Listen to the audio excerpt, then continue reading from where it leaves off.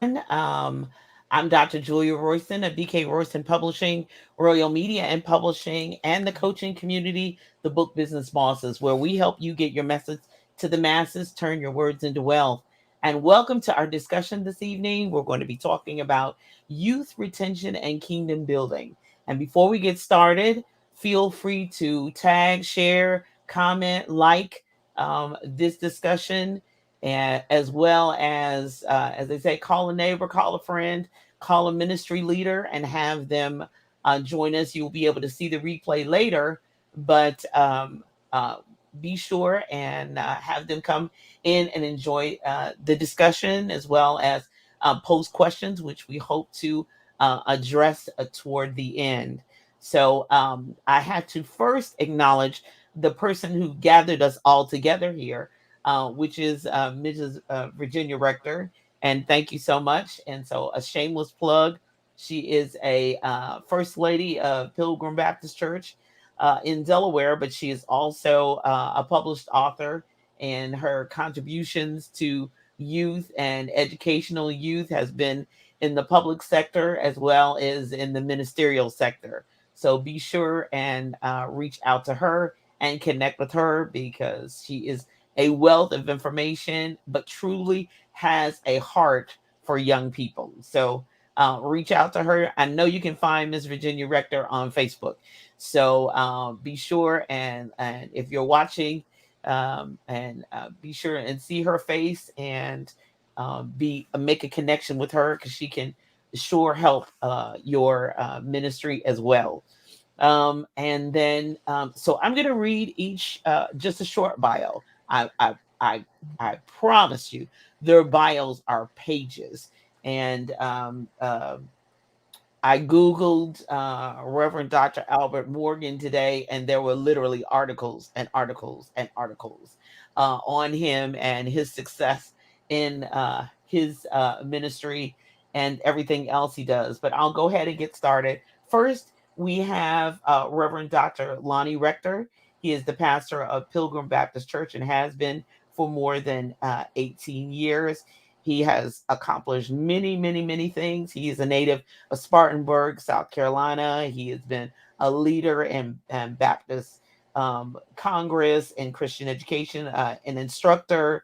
He's married to First Lady Virginia Rector, and they're the proud parents of a son, Scott Rector. And so I'm super glad to have him with us this evening, as well as Reverend Dr. Albert Morgan, who leads Union Baptist, and there are 1,500 members there.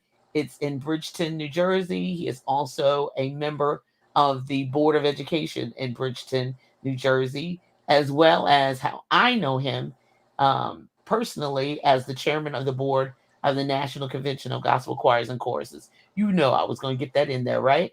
And he is God's mailman, and we love him and enjoy him always. And then we also have um, Minister Alphaeus Anderson, who is married to Miss Alexis Anderson and lives in upstate South Carolina. I've hung out there a little bit, a lot this year.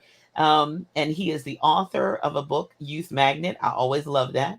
And the founder of Gain Maintain, which is a platform dedicated to providing cutting edge strategies, training modules, and courses to coach leaders as they work to attract and empower youth. I love that. And I will be posting his link so that you can actually get assistance and help and mentoring for your organization. Realize that we seek to bring tools. This is not an accusation of any kind platform. This is here to get you the help that you need to move forward.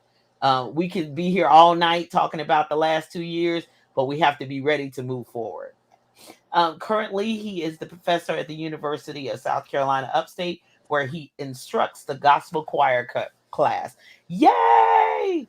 And then we have Reverend Dr. Ronald Whitaker, a native of Philadelphia, the senior pastor of the historic Mother African Union Church in Wilmington, Delaware.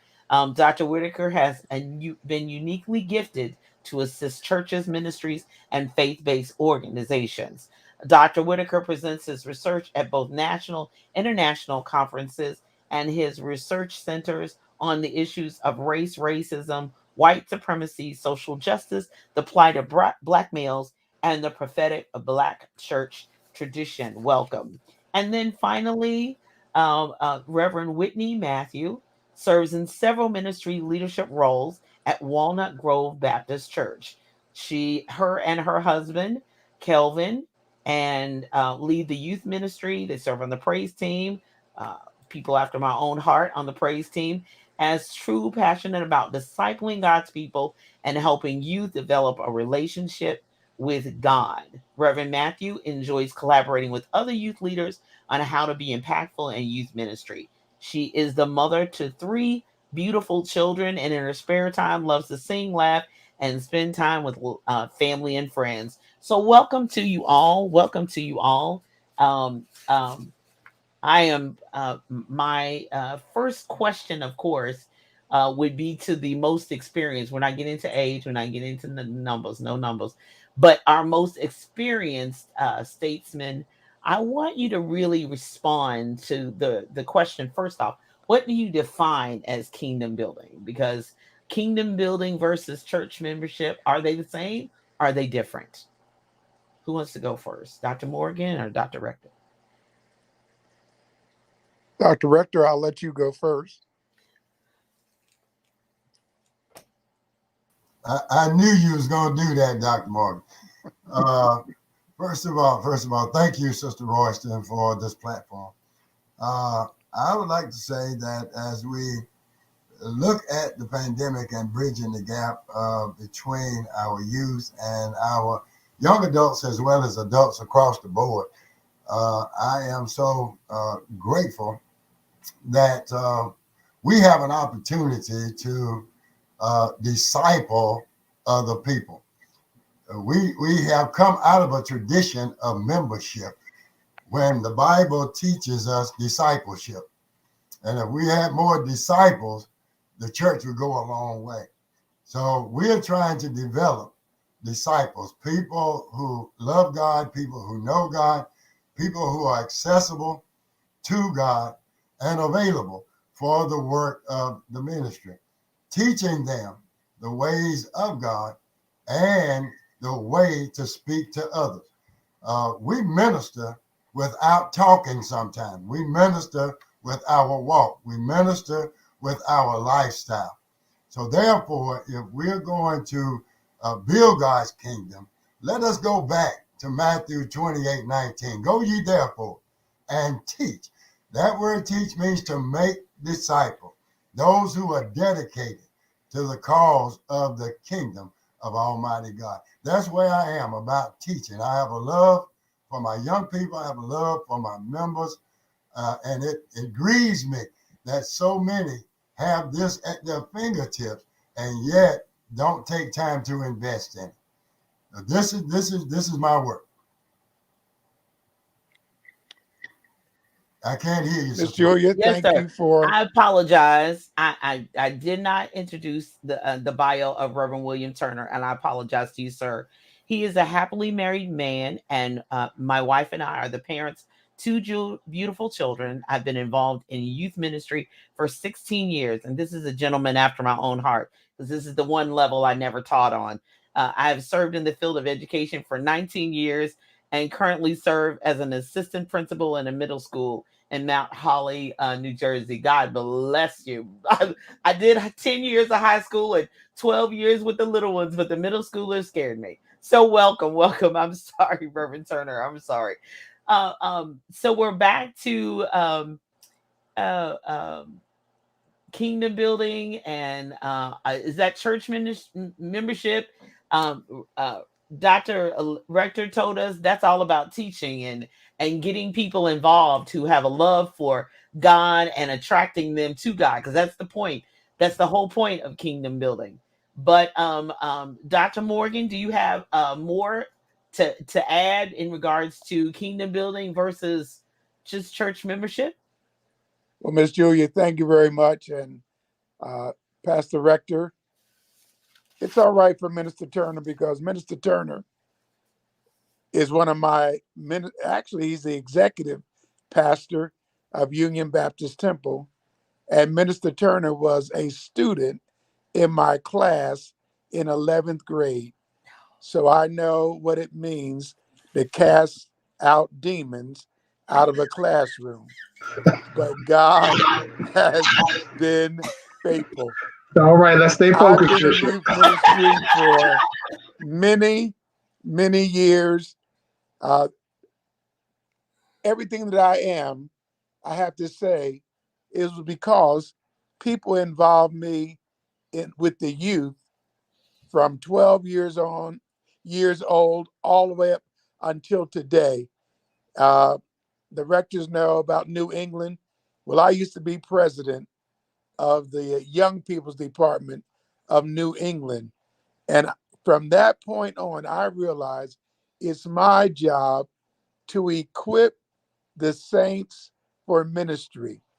I find out now as a pastor, I can't do everything, but I need to equip people that they may do the work of the ministry.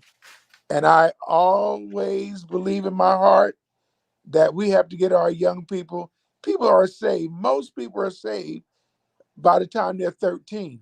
And so we have to invest in them at an early age so as they grow up, that this ministry will continue. I always talk about this little story about this man that was looking for a gift, and he went to the store, and he looked in the window and he saw what he wanted in the display. He asked the clerk, "I need that gift." The clerk said, "Well, let me go check." Went back to the storeroom and came back with this sad face and said, "We don't have anything in the storeroom. We just have it. What we have is on display." And many of our churches, if we don't start equipping our young people, it will only be the people who are on display, and we have nothing in the storeroom. So it's my job to equip these saints at an early age to make sure they continue the work of the ministry. Well, that's fantastic.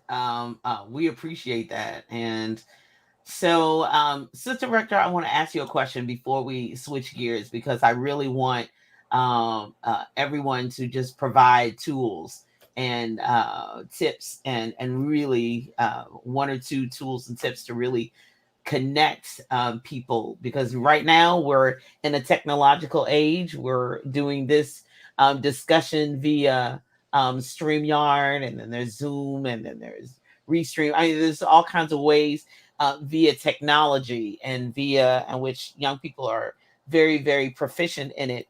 And so I guess my very first question, we talk about the old saying, what comes first, the cart or the horse? So what's going to come first, meeting these needs? And Sister Rector, I want you to start. Is it the relationship? Is it technology? Is it training the staff? Or is it infrastructure? What do we need to work on? What do you think is like the first thing that we need to do first?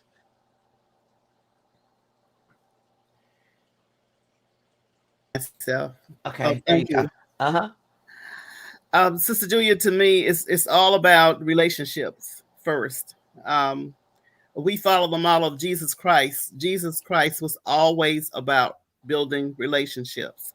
So we start there, then a lot of the flaws that we make, a lot of the errors, the personality clashes or whatever, I think people are able to be more compassionate about that if we learn first to develop our relationships with other people first. And Exactly. especially young people, because young people can look at you and say, wow, I don't even like her, I don't like him. So you have to get through those layers. I know you're familiar, most people are probably familiar now with the movie Shrek. And with Shrek, that is one of the most popular um, portions of that movie when he talks about the layers of the onion. So that's where we're going to have to go, is meet them where they are, and of course get through those layers and be like Jesus Christ as our first model. Exactly, exactly. So who wants to go next? Do we need so with COVID-19, do we need to transform leadership, relationships, technology? Where are we at? Well, what do we need to go through next? Yeah, Did we lose it with the relationship piece, or where are we? Dr. Whitaker. yeah. If I could add in again, I just want to echo my profound gratitude for engaging us in this critically important conversation. And I think that we all need to understand the fierce urgency of now. And I'll probably be using MLK's language, given the fact that we're still uplifting his life and legacy. Here's the critical importance of this conversation. The critical importance of this conversation is that if we don't get back the kingdom, here's the reality: the Black church may not exist 40 years from now. That's the conversation that we really need to have when we are at ministers' conferences. And I won't say the name, but if I was to say the name right before the Christmas holiday, a prominent pastor gathered a group of us together to talk about leadership. And he put this question, before us via Zoom to really grapple with where we are right now, because we understand that there are profound gaps in the majority of Black churches in the United States. We have baby boomers, we have the silent generation, we may have some Gen Z. We know the statistics on millennials. Where are we at with Gen Z? With Gen X. So the problem is this: we have to get back to kingdom. Kingdom symbolizes to me that relationships is at the core. Even at my own church, tomorrow we start a year-long Bible study in the book of Acts. And that study is titled Back to the Future, right? Where we are looking at the biblical church, at the biblical early church, as a lens to conceptualize the contemporary church, right? In terms of the work that we should be doing. And at the core, that we're going to see throughout that is relationships and also sound doctrine. I think that this is super important for us beyond this conversation to really understand that it is imperative for us not just to talk, but to really to strategize, right? And I think we could look at COVID as a negative, or we can look at COVID as a positive. I choose to look at it as a positive, that perhaps this is God's will for us to shut down all of the stuff that we were doing, the churchy stuff that was not the church, for us to get back into right relationship with thus saith the Lord. Now, for every church, that's going to look completely different. I think that there are models out there, there are frameworks, but we also need to understand the context of our church and how that aligns with the strategies that we're all going to put forward. So all that to say is, I believe if we don't get serious about relationships and what that authentically means, 30, 40 years from now, as you talked about, the Black church collectively could just be a great museum that people explore because it no longer has the power to continue the tradition. So that's what I want to offer. Excellent, excellent. The relevance too about relationships. When I was coming along, I'm 58. I'll be 59 in May, and it used to be an age thing. Like we had the junior church, we had the junior usher board, we had the junior choir, we had all of those things and activities, in place. But it was still a certain level where you could go. There was for this age group and this age group. And of course, we were brought by our parents. We came. We didn't have any choice. We were not. But this generation, because of the way it is, they can choose not to, or they can choose to do. So what do we do now? How do we reach them? How do we find them? And we're not in the building. Most of them, the majority of us are in the virtual sector. So what do we do in the virtual? What is the doing that Dr. Whitaker talked about? Not just the discussion of it, but what do we do? What are some techniques that we can actually do? Yeah, I'll offer. I do recognize that we live in it's a different type of environment now, right? And it's challenging for the church. But if we think from the youth perspective, we have to get innovative in how we're trying to reach them. We have to provide fresh perspective and fresh ideas of how we reach them. So one thing that we've been using is a lot of our technologies that are available now. Like we're trying to do virtual Bible studies. There are so many different platforms. Our kids are interested in social media. So if that's where they are, if that's where their attention is, we have to get active in those spaces as well. Because one thing about it is we didn't have a choice, as you said, Sister Royce, and we didn't have a choice in whether or not we went to church. We didn't have a choice in what we were able to engage in. It was at the discretion of our parents. Nowadays, there are so many choices. So the church has to be taking an active approach in being in those spaces that are interesting to our kids. And so we have to be able to present the word of God to them in an authentic manner, but get creative in our presentation of it. So I would just offer a lot of the technology resources that we're using, like Zoom, and we're using, I know a lot of churches are using Microsoft Teams. And I mean, it's okay to get out there in that social media world so that way we can see what they're seeing, but we can also provide an impact for the kingdom. And so we just have to be mindful of how we engage them and what's effective and what's exciting for them. So we can't be stale in that regard. Right. Anybody else? Yeah, I like to add, contrary to popular belief, youth are not tired of technology. They're not tired of Zoom. They're tired of boring Zooms. And so, like Reverend Matthew said, we have to be innovative. We have to do things like plan, simple as plan the Zoom. If you think you can get on Zoom and just throw something together, those cameras are going to go off just like that. But if you're getting on Zoom and you're offering a free pizza delivery for the first person that turns on their camera, those cameras are going to go on. And then when they say, "Hey, Mr. Alpheus, the pizza man that you ordered for me, the pizza that you ordered for me is here." And then you can say to Quisha, "Take your camera to the pizza guy and show us that I'm a man of my word." Listen, everybody's going to turn on their camera. And so we have to think out of the box. Now, I'm used to giving out prizes when I'm in front of kids, but I may have to give out gift cards. I may have to give out free pizza delivery. So I am an incentivized, I call it incentivized type of guy. So you just got to reimagine what Vacation Bible School looks like, which is the most, at least when I was little. I'm from Fat Forest, South Carolina. When I was little, it was the most well-attended event of the year. And it still can be a grand event virtually. And so Yeah, because we included everything. You had fun, you had games. It wasn't like regular Sunday school because we had snacks. Well, we did that in Sunday school too, but it was fun and games and a whole lot of other creative stuff that we didn't do. So therefore, you may have to do the mail out little boxes with the activities already in the box and mail them to the houses ahead of time so that we can all open and reveal and do that at the same. It requires a whole lot more planning and a whole lot more thought processes, but it can happen. It can be definitely done. Reverend Turner, you already have been in the hot seat earlier with Dr. Morgan, but you're clearly an example of all his hard work. So offer us some tools here.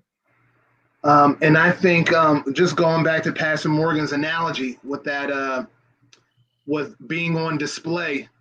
And when I think and I look at that analogy, the owner of that store, you know, what happens to that owner of the store when everything's gone on display and everything's running out? Who is he training? Who is he bringing up? And I think it's time to look at our church structures and see what we have in place. We read a book a couple years ago called Simple Church, and it talked about the structure of the church and how people transition. And I think for youth to transition, we got to really look at the structure of our churches, because when we look at ministry now, it's almost the same qualifications almost as a gang. Like when you get in, you're in and there's no way out. Some people die out of their ministries because there's no one to pass it on to. There was no training on who to do it. I think some churches on life support, we're trying to get people just to be involved. Somebody who can be, in place. But I think if churches can get back to that, just to training, a lot of things we talk about the young people, so we automatically eliminate the elder crowd. And we can't eliminate the elder crowd because that's where the wisdom is. So how do we structure this whole thing in a way? How do we get that wisdom in a way where it's innovative, where it's not boring, but it could still reach the younger generation. So I think we have some work to do to connect some of the pieces to this puzzle. We hear it all the time. The message doesn't have to change, but our methods have to change. And I think what we're hearing tonight, reaching kids in innovative ways. Most people aren't going to hear a sermon, but they'll text you or they'll Zoom you, or our pastor will tell you 30% of the church may not come back. So if they don't come back, how do we still reach them? So I think youth are still into innovation. And I think if we can be innovative, we can bring these folks back and bring them back in a way that was even stronger than before. Exactly. So I had, I was a MC for a women's conference not too long ago, and I've done it twice back to back because they're like, "Oh, Julia, you're really good with technology and you go live all the time."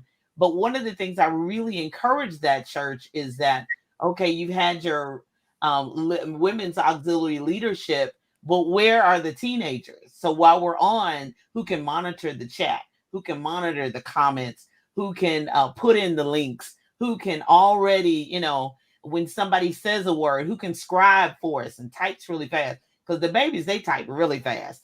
So I said, there needs to be a level that they can be on, and that's exactly where they can be in. And it doesn't matter if they're scribing, they're hearing.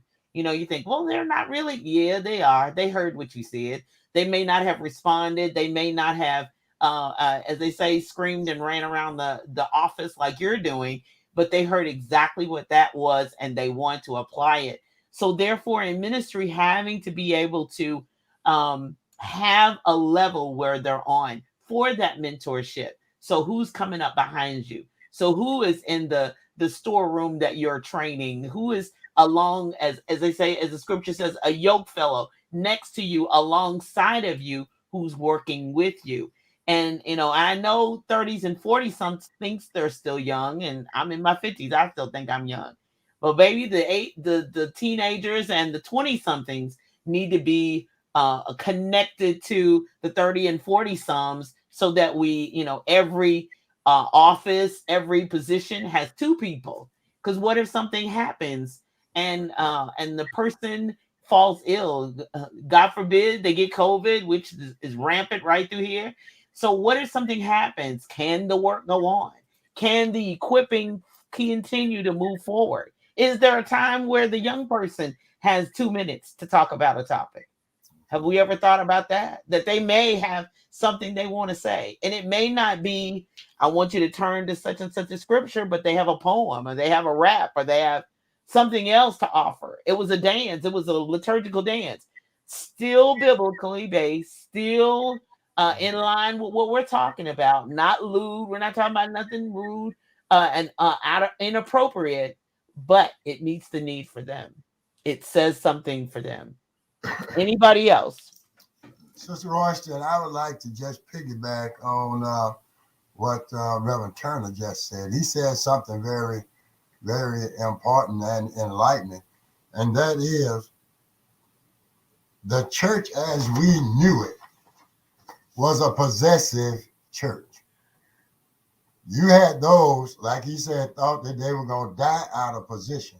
However, God put us stewards over the ministries that he allowed us to head. And in that, we must prepare the next generation to take over. We're not going to be here forever. And the sad part about it is some of our young people have been mistreated so badly by those who supposed to know, that they just fell back because they could not work with certain people. We want to think that they're godly, but everybody in position ain't called. They're not anointed. They were just put there because nobody else wanted it. Therefore, we have to go beyond that and train up people to take our places, because we're not going to be here always. Stewardship is not ownership. It's just on loan for a little while. Oh, come on. We need to put that in the comments. Stewardship is not ownership. I love that. No, stewardship is not ownership. It's just on loan to you.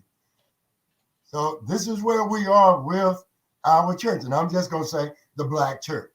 And we had that inner struggle with the Black church for many years. And we've had some nasty folk. And I don't want to get negative. I'm trying to stay positive, but I got to have a negative to go on to the positive. Yes, and sir. When love and the Spirit of God, the true Spirit of God, draws folk.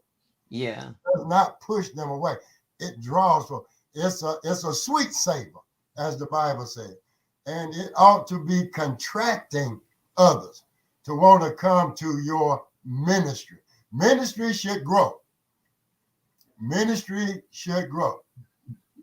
Let me say it again. Ministry should grow. If you have a team, if you have a board, and the word board means authoritative. If you have a ministry, it means outreach. Everybody in the ministry should know how to bring somebody else to the Lord. And some of them don't even know the Roman road. I'm going to leave that alone. Yes, Hello. sir. Yes, sir. Yes, sir. Thank you, Pat. See, that's the reason why we have our experienced seasons who can tell us like it TI is. So I have a question in the chat, and that question is, how do we speak their language? How do we speak their language? Yeah, if I could jump in, and I don't want to say that I can offer everything pertaining to that question, but I do want to trouble that question that was put out there, right? And I think one of the things, if we're going to have an authentic conversation based upon what Dr. Rector just said, and also Reverend Turner, we also need to be honest with ourselves. COVID didn't start the problems, it just revealed the problems, right? So meaning that prior to COVID, here's the honest to goodness truth. What we know statistically is that when those folk that was singing in the choir, the little youth choir, and we gave awards before they went to college, statistically, what we know through statistics is that once they go off to college, they're coming back in their mid-30s, right? So the point is this: when we're talking about how do we speak their language, I also believe that we have to grapple with the fact that perhaps there's been too much tradition that has pushed folk out, right? So we're not cussing at them, but what we're doing is we're organically, whether it's through our words or our actions, all they're discerning is tradition. T.D. Jakes would say it this way: too much tradition to transition, right? So we can't transition because we have too much tradition. Now, what is it about the Black church, number one, that has been pushing out this young talent?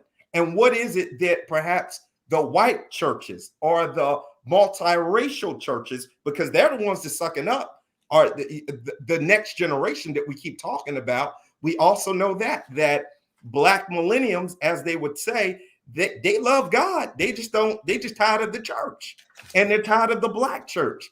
And these other churches are, able to recruit them, and in some cases able to use them. So the point I'm raising is this: when we're talking about, instead of speaking their language, and I believe that that's a very important question, we first have to deal with and critique and analyze our language that has been, in many cases, pushing out the millennials, Gen X, Gen Z.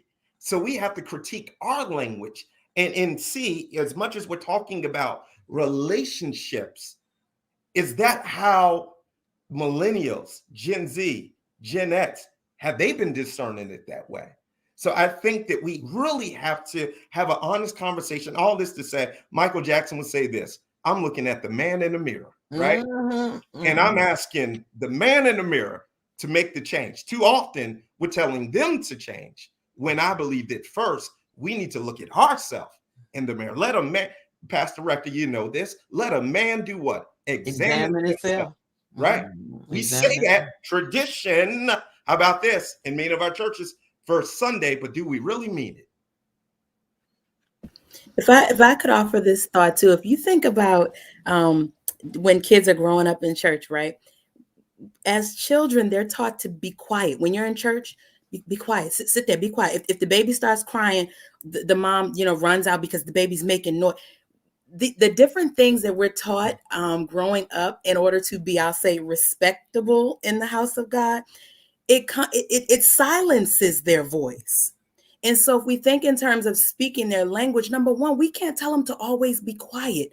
We can't tell them that there's a certain way that you praise. There's a certain way that you sing. All of these things, if you think about young people, they run around, they jump, they clap, they sing.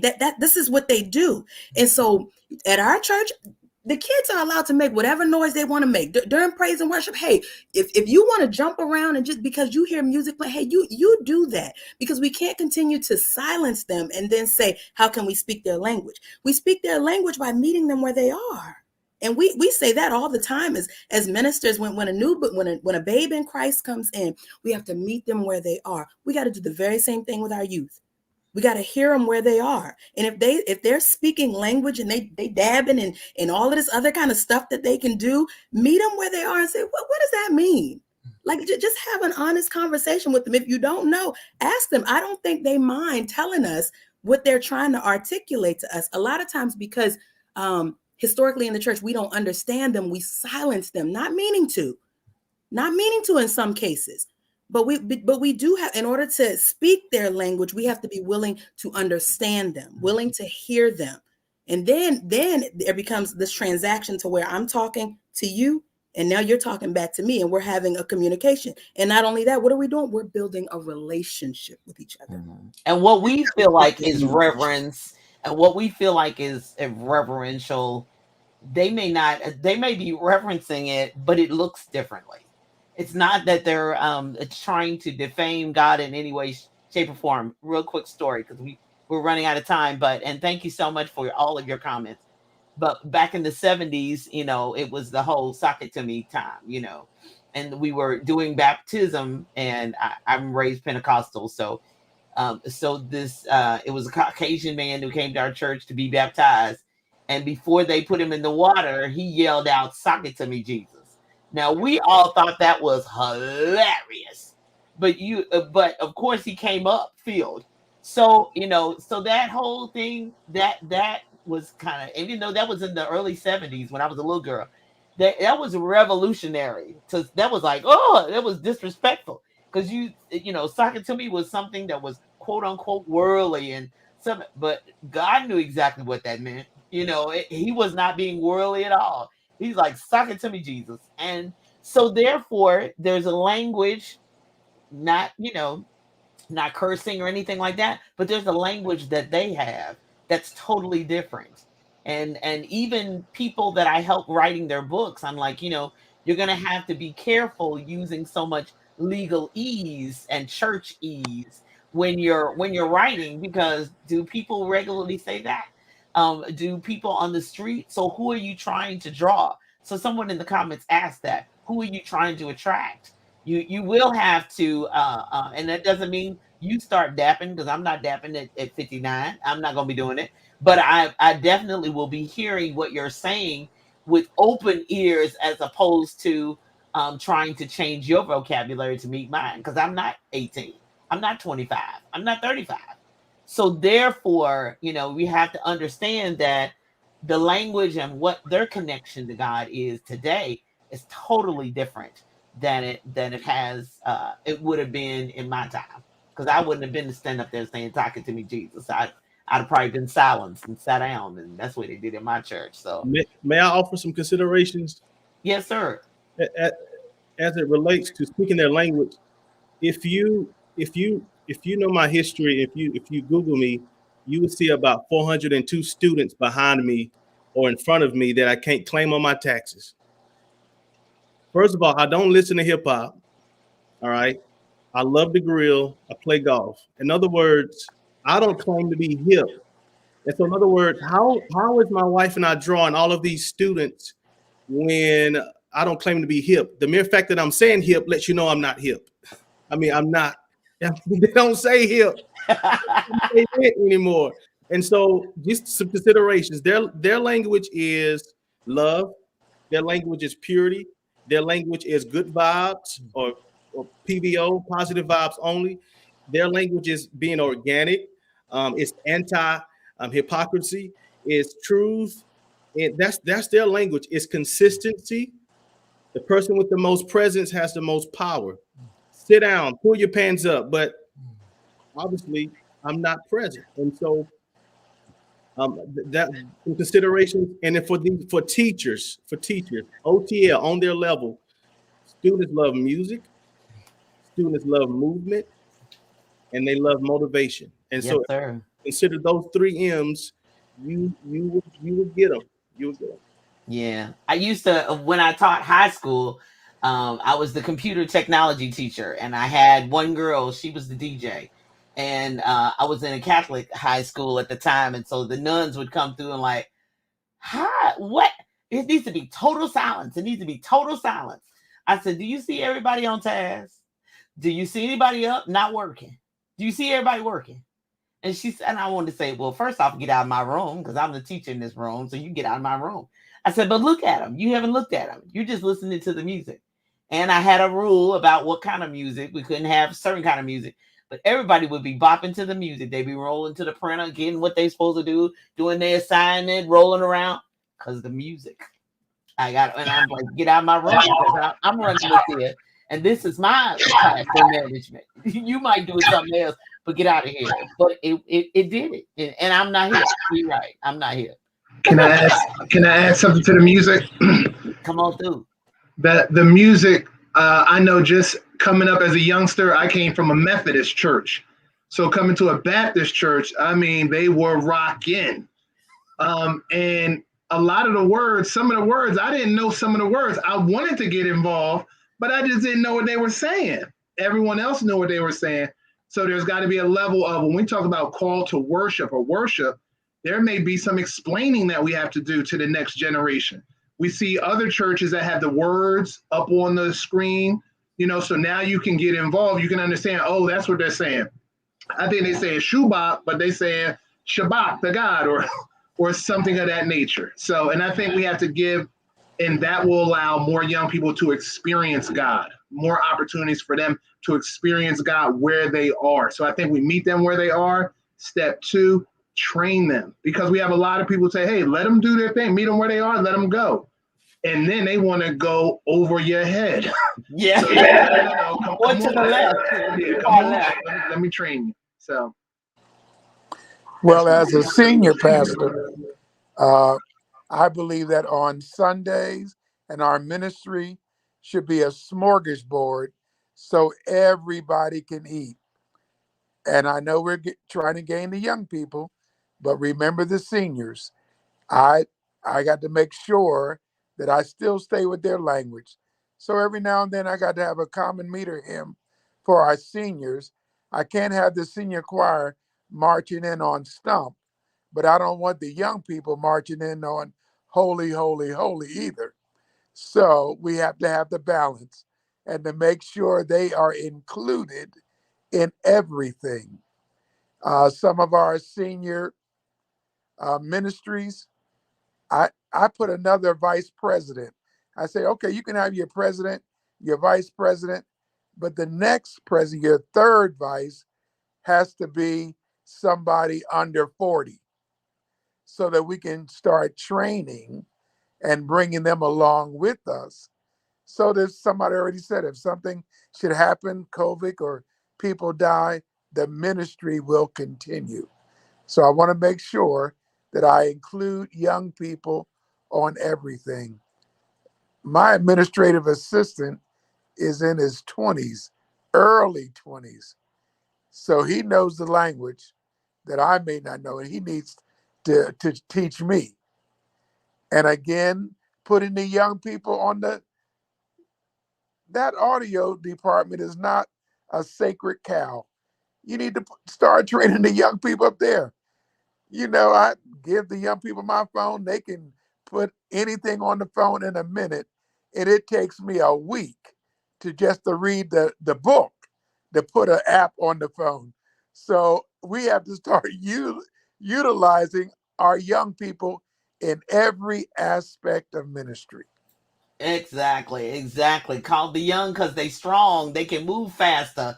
They can go and get it and pick it up and bring it back and say what's next in a matter of seconds and moments. So, I first off, I want to thank you all for this discussion. The comments are everywhere. Dr. Bessie Palmer says, "Don't forget the seniors." No, we definitely won't. The facts that I told her brother, man, the young people faster than the church.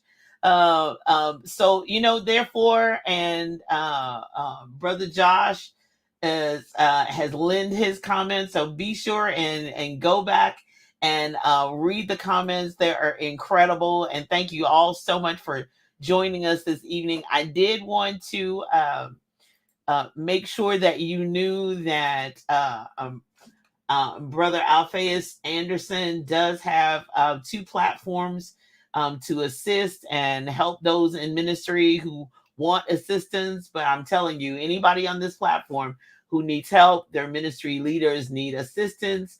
I realize in the Caucasian churches, they have pastors over every area. They have a youth pastor, they have a children's pastor, they have a women's pastor, they have a men's pastor, they have worship pastors over everything. Your leader may have to consider that, but first off, we just need people that have a heart for youth, people who have a heart for that. You don't necessarily need a title to be able to work. You don't need a title to volunteer. You don't need a title in an office and something on your desk to actually volunteer and help with ministry, as well as if you have a heart for youth to be able to volunteer your time, work alongside with them. If you have a heart for it, kids know if you real or not. Kids know if you love them or not. Kids know if you really want their best. Even those teachers that, even the days I was hardest on children, they would make sure they hugged me before they left for the day. And I'm like, I was on you hard today, but it was because they felt like I loved them. Now, was I mean and cruel every day, all day long? No way. I didn't have that personality. But the heart, get back to ministry. And I encourage leaders of all areas to relook. We're still in the COVID space. We still have time to relook, reevaluate, and determine what is God saying for moving forward, and including the youth and the seniors, all ages. We need the seniors' wisdom. We need the seniors' discernment, prayer life discernment, and we need them to teach us, everybody. We need them all in every aspect of ministry, in every aspect of our lives. I really, really, I really, really appreciate everybody for being here and being a part. Sister Rector, she started this party. I want her to unmute herself, and she's got one more comment, and then we're gonna shut it down. Thank you so much again for this opportunity. I did not know I was going to be a part of this panel this evening. I really appreciate being here, and I want to thank all the panelists for coming and sharing their time. My story is that Pastor Rick and I both had to take music appreciation in college. So we like all kinds of music, including country music. And we understand the rodeo. So, it's just good to have a variety and be diverse. But at the same time, and the young person that I saw who shared with me was an elementary school little child in Sister and Reverend Matthew's class. And at the end, they had a praise and worship after their Bible study, their children's Bible study. And that child was up doing a little dance, and I knew it was a flossy, but he was flossing for Jesus. And he was so involved in it, I wanted to floss with him. So, he had me moving as well. So that's a good thing for the older people too. Not that I'm old, but, it did help me to get some exercise in. But I do want to ask and give the opportunity for each of these experts that are here a chance to share a final word about themselves or their product or something that they would like to leave with the audience, because we don't want to miss out on their gifts and their talents and something that they may want to leave and have to offer spiritually that maybe somebody else can benefit from. And I think Sister Julia had that on her list of questions anyways, that if there's something in terms of consulting, if there's something in terms of product, if there's something in terms of worship that you want to extend to the audience that you have here, because we have no idea who all is listening. somebody may be able to benefit from it, and we don't know where it may lead to in the future. So, Dr. Ron, you want to go first this time? Yeah, well, once again, well, thank you so much. And just thank you for allowing us the opportunity to engage in this critically important discussion. To the esteemed panelists, thank you for your profound wisdom. I guess I want to offer a charge to us, and then definitely ways to connect.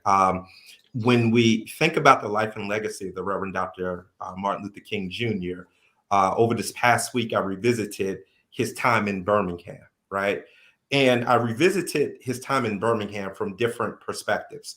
But one of the things that we overlook, and I think this connects with Pastor Morgan was saying and so many others, that it's not an either or, it's a both and, right?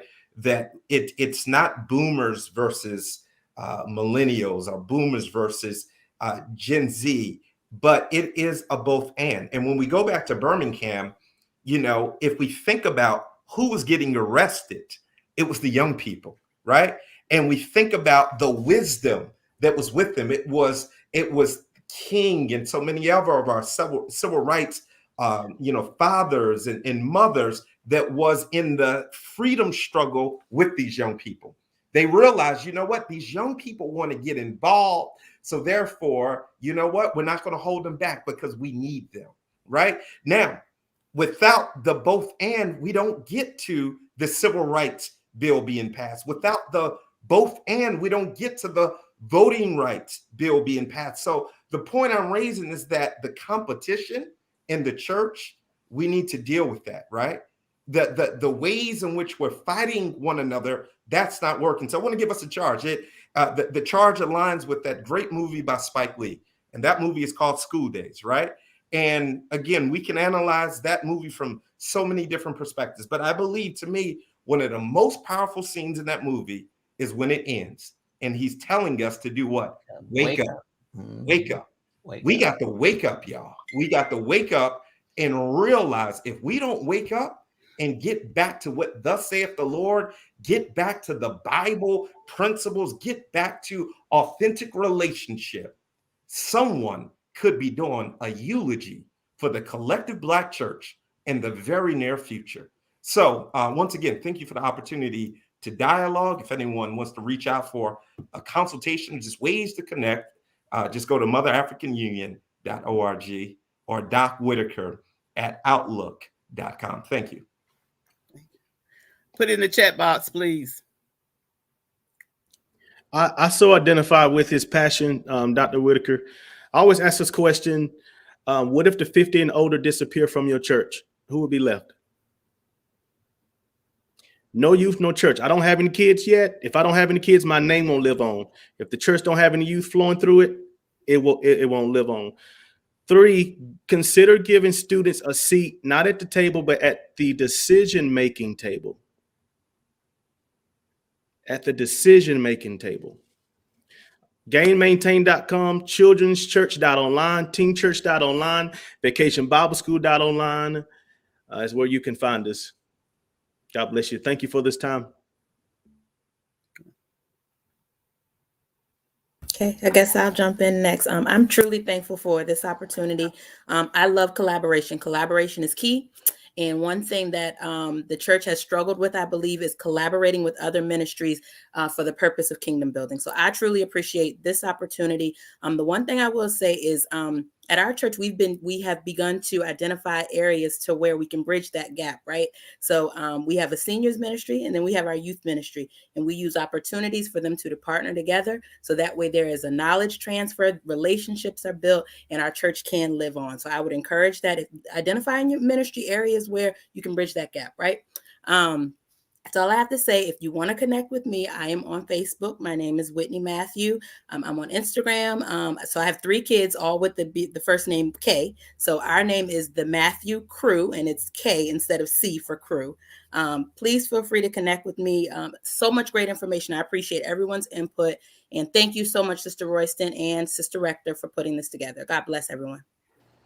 Yeah. Well, thank you, Ms. Julia and Sister Rector, for the opportunity.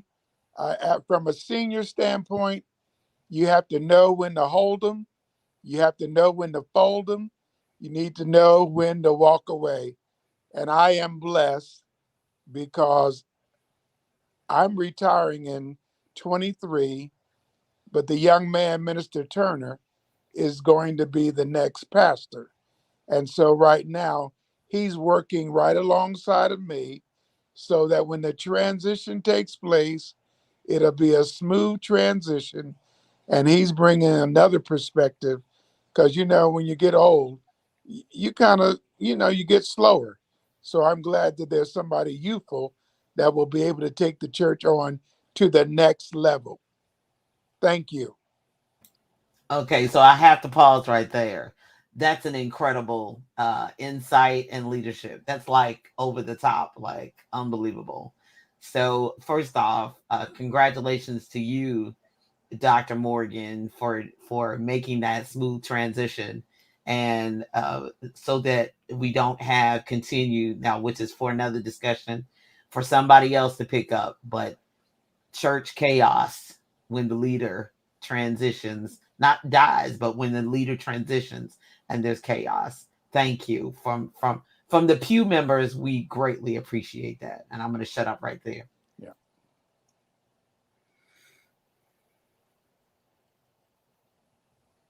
So I just don't know how to follow that up, but I just want to say thank you for the opportunity. Thank you for being on here with Dr. Whitaker, Reverend Matthew, Minister Anderson, the rectors, and to you, Ms. Royce, I do say, thank you for this opportunity. I thank you for everything that was shared.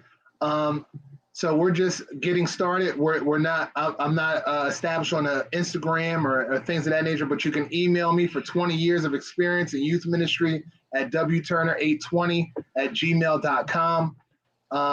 If you wanted to connect in any way to talk about ministry at the various levels, I could just share what thus saith the Lord. I'll be praying for you guys' ministry and hopefully a chance to connect with you in other areas of ministry. Thank you.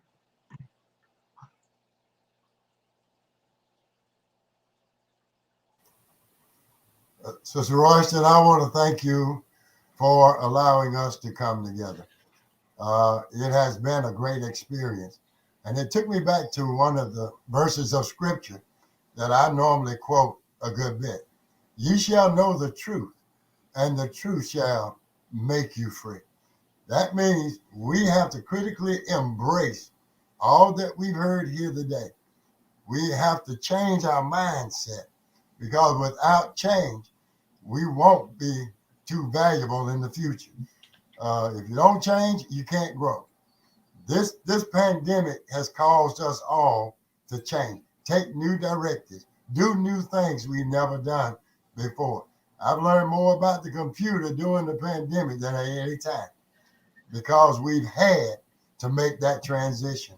And I'm so grateful that God has allowed us to speak tonight, to embrace the truth. When we can embrace the truth, then we can go forward. The longer as we deny the reality of what is, then we'll be stuck in the past. No longer can we be stuck in the past, because the future is our children. And what we are laying now is the foundation for the next generation. So I just want to thank everyone for being a part of this and allowing me to be a part of this, and looking forward to it again down the road somewhere where we can speak and talk. Thank Reverend Dr. Morgan for being the senior pastor on board. Because you told me, I ain't gonna walk that by myself. I want to thank Dr. Whitaker for being on. He is part of Pilgrim Baptist Church, and I'm thankful that God is now using him in an effective way at the Mother African Church here in Wilmington. So God bless each and every one of you, and that's all I'm gonna say. Thank you, Pastor. And may the Lord watch between me and thee while we're absent one from another. This we ask in Jesus' name. Love you all. You all have a great night. Thank you all so much. It's been all right. Don't be late for class. No, I won't. 3 minutes. I'm moving to Zoom. Bye-bye.